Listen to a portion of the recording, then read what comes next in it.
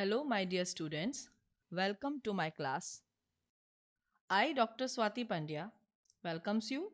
Today we are taking the same topic. Last time we have discussed the structure of antibody in very short. Today we will understand in more detail. So, structure of an antibody. Let us revise yesterday's 2-3 lines. Each antibody molecule has 4 peptide chains, and out of these 4, 2 are small, which are known as light chains, and the other 2 are long, they are known as heavy chains. And even we have formulated a notation or formula here: H2L2. H stands for heavy chain and L stands for light chain. Let us see the detailed structure of an antibody molecule. So here, this diagram, it is showing a very colorful representation. So that part here, the outer part, it is a short chain, also known as light chain. Here and here, these two are light chains, and in the center, this is long chain, and this is also a long chain. Now if we see the structure, the upper portion, which I am right now describing you, this portion is a variable region. So these two regions, they are known as variable regions because they can change their shape a little bit. But the remaining portion, a big circle here, the remaining portion, it is a constant region. It never changes. So the structure remain as such. Only this much portion which is highlighted, that is a variable region. Why it is variable? When it will become variable? Whenever the antigen, it attacks any foreign particle, any foreign substance, any foreign organism like bacteria, viruses, or any other foreign substances, also known as pathogens, they come in contact with the antibody. They trap the antibodies, they trap these substances through these variable regions. So these variable regions, they are important in functionality. See this diagram. This diagram you are supposed to draw in the classwork. So inner part showing heavy chains, they are comparatively longer. This is also heavy chain. They are tied together, they are linked together by disulfide bond. So these are disulfide bond, this one in the center. Similarly, in the outer part, these two are light chains. This is one of the light chain and this is another light chain. And light chain in the anterior portion where N side is there, N side stands for amino group and C here stands for carboxyl group. We all know the peptide chain formation, you have learned earlier in the 11th standard in the chapter biomolecules.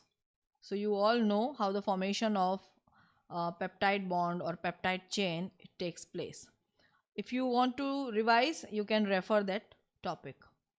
So N terminal and C terminal.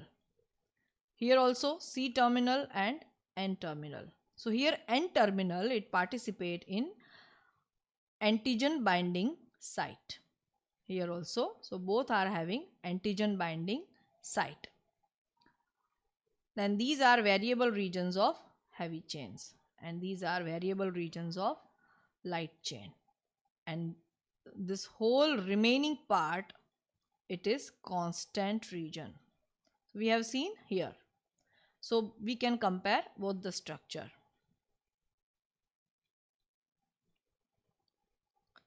Now let us see how the types of this immunity as well as how the response takes place of an antibody. Types of antibody and responses given by antibody. Different type of antibodies, they are produced in our body. Their names are given and as such you have to learn them. Here antibody is actually given the name immunoglobulin. And immunoglobulin, it is denoted by capital I and small g. So here IgA type, IgM type, IgE type, IgG type. So Ig here, this Ig stands for immunoglobulin. Immunoglobulin is another name for antibody. So these antibodies, they are found when these antibodies, they are found in blood, and the response which is given, that is known as humoral immune response. So two type of responses are there. One of the responses, this one, humoral immune response. Another one is, this is the second type, in which the acquired immune response that is given, and antibody mediated it is. The second type is cell mediated immune response. It is a comparatively different type. If we compare these two, humoral, mainly it secretes antibodies to fight against the antigens, but cell mediated, it never secretes the antibodies but secretes a special substance known as cytokines. So cytokines are secreted by cell mediated immune response. Then if we consider for humoral, it is having a rapid or quick action just to fight against the pathogen. But as compared to humoral, cell mediated shows very delay but permanent action against the pathogens. Similarly, humoral responses, it involves B lymphocytes, and which recognize the antigens or pathogens which are circulating in the blood or lymph. But cell mediated involves activation of macrophages, because they never produce antibody, they produce cytokines. So these are some of the differentiating points. I think this will be required for NEET or some competitive exam. So I shared the more detailed idea about humoral and cell mediated responses. Now, I want to ask one of the question. Um, you must have seen that certain transplantations they are made, particularly when some of the organs they fail to work, like kidney transplant is very common in the society. So during transplant of any of the organ, particularly kidney we talk right now, there are so many um, test or some many of the details, some of the uh, regular things which we have to keep in mind. There are so many things we have to follow. Even doctors, they follow certain norms and conditions. So actually what happens, why we are not able to take the kidney from anybody. uh, Even the animals they can donate, means we can take from any animal or any of the primate or any of the human being, but it is not possible. So you have thought about this idea that why it is not possible to take kidney or liver or eye or heart of any other person or any other organism. So certain things which we have to follow, that is, we have to check many things. We have to match the tissues, we have to match the blood groups. There are so many terms and conditions which we are to be followed. So there is a capability of the body to differentiate between its own tissue or cell and the other's tissue or cell. So this differentiation, just to examine or just to identify this difference, two terms here we are using, that is self and non-self.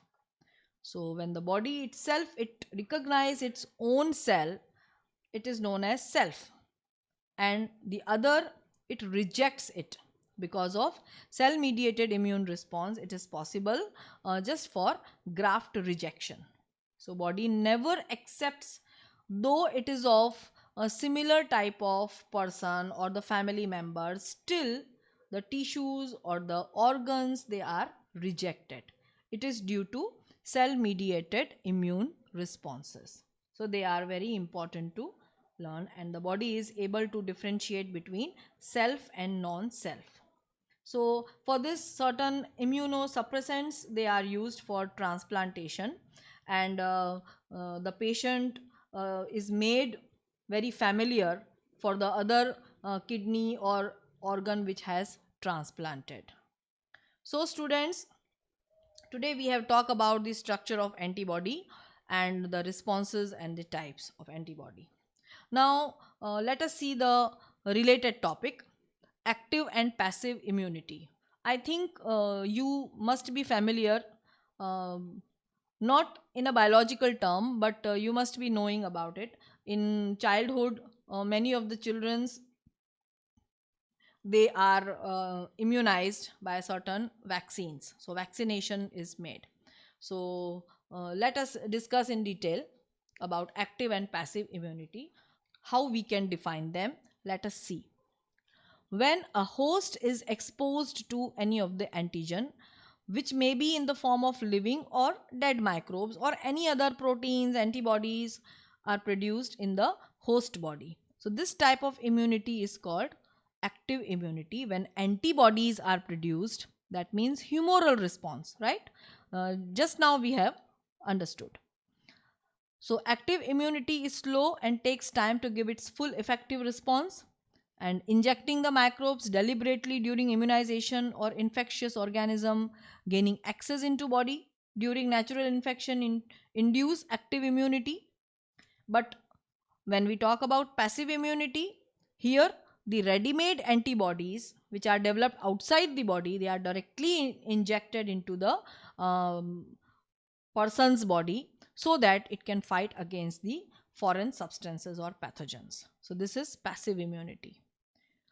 One of the best example of passive immunity, that is the infant which gets antibodies, ready made antibodies from mother's milk.